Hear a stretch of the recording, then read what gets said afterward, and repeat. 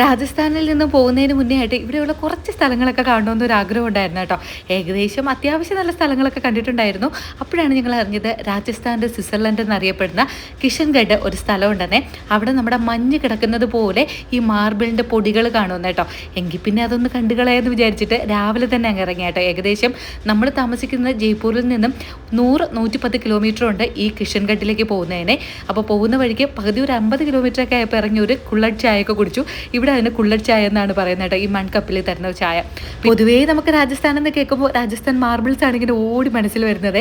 ഈ കിഷൻഗഡ് എന്ന് പറയുന്ന സ്ഥലത്തിലാണ് കേട്ടോ ഏറ്റവും കൂടുതൽ മാർബിളിൻ്റെ കടകളും മാർബിളിൻ്റെ ബാക്കി പ്രോസസ്സ് എല്ലാം നടക്കുന്നത്. നാട്ടിലെ കാലം അത്യാവശ്യം വില കുറവാണ് കേട്ടോ. മാർബിളിന് സ്ക്വയർ ഫീറ്റിന് 20 രൂപയും ഗ്രാനൈറ്റിന് 40 രൂപയൊക്കെ എന്നാണ് പറഞ്ഞത്.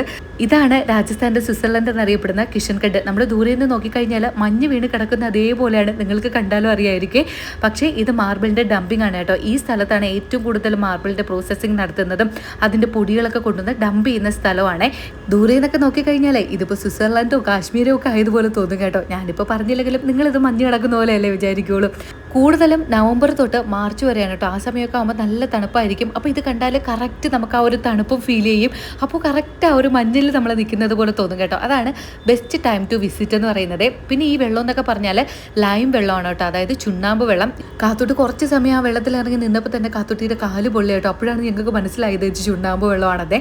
പിന്നെ ആ ഏരിയയിലൊക്കെ ആയതുകൊണ്ട് ഇഷ്ടംപോലെ മാർബിൾസിൻ്റെ ഐറ്റം ഉണ്ടായിരുന്നു കേട്ടോ. നമ്മുടെ ചപ്പാത്തി പലക, വേറെ വീട്ടിൽ ഡെക്കറേറ്റ് ചെയ്യേണ്ട ഒരുപാട് ഐറ്റം. വെറുതെ നിന്ന് വിലയൊക്കെ ചോദിച്ചിരുന്നാലും ഞാൻ ഒരൊറ്റ സാധനം വാങ്ങൂല കേട്ടോ. ചെറുതിന് 100, മറ്റൊരു വലുതിന് 200, അങ്ങനെ ഒരുപാട് സാധനങ്ങളൊക്കെ ഉണ്ടായിരുന്നു. പിന്നെ വീട്ടിൽ നമുക്ക് വയ്ക്കാൻ വേണ്ടിയിട്ടുള്ള ഡെക്കറേഷൻ ഐറ്റം ഇത് ഈ ആമ വീട്ടിൽ വെച്ചിരുന്നാൽ നല്ലതാണെന്നൊക്കെ പറയുന്നത് കേട്ടു കേട്ടോ. എനിക്കറിയില്ല ആമ വീട്ടിലോട്ട് കയറുന്ന രീതിക്ക് വെക്കണമെന്നൊക്കെയാണ് പറഞ്ഞത്. പക്ഷെ ഞാൻ വാങ്ങിയൊന്നുമില്ല കേട്ടോ. 200 രൂപയൊക്കെ ആയിരുന്നു. വീട്ടിൽ അമ്മയെടുത്ത് പറഞ്ഞപ്പോൾ അമ്മ വഴക്കും പറഞ്ഞു കേട്ടോ, ഇത് വാങ്ങേണ്ടതായിരുന്നു എന്ന്.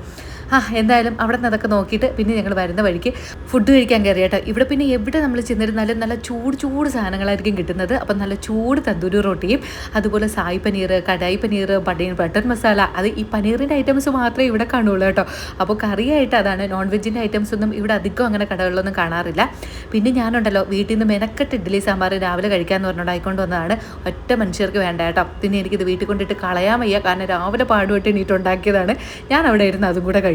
തിരിച്ച് വീട്ടിലോട്ട് വരുന്ന വഴിക്ക് കടല കൃഷിയുണ്ട് കേട്ടോ. അപ്പോൾ പിന്നെ അവിടെ അങ്ങ് ചാടി ഇറങ്ങി. അപ്പോൾ ഈ കടല എന്ന് പറഞ്ഞാൽ നമ്മുടെ പുട്ടിൻ്റെ കൂടെയൊക്കെ കഴിക്കുന്ന കറുത്ത കടലയുണ്ടല്ലോ, അതാണ് കേട്ടോ. ഇതാണ് ഇപ്പോഴത്തെ സീസണിൽ വിളവെടുക്കുന്നത്. ഗോതമ്പിൻ്റെ വിളവെടുപ്പൊക്കെ കഴിഞ്ഞതിന് ശേഷമാണ് ഈ കടലയുടെ വിളവെടുപ്പ് നടക്കുന്നത് കേട്ടോ.